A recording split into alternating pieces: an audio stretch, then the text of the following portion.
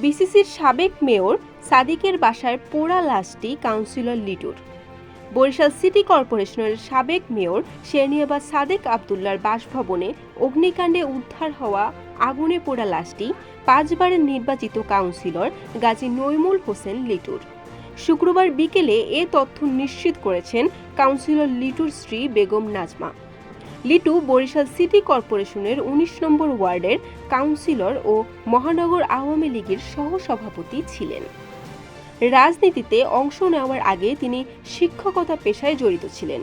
প্রসঙ্গত, এর আগে সোমবার দুপুরে শেখ হাসিনার পদত্যাগের পর বরিশাল নগরের কালীবাড়ি রোডে সাদিকের বাসভবনে ভাঙচুর, লুটপাট ও অগ্নিসংযোগের ঘটনা ঘটে। ওই দিন রাতে একটি কক্ষের মধ্য থেকে আগুনে পুড়ে মারা যাওয়া 3 ব্যক্তির লাশ উদ্ধার করে ফায়ার সার্ভিস। বরিশাল.নিউজ।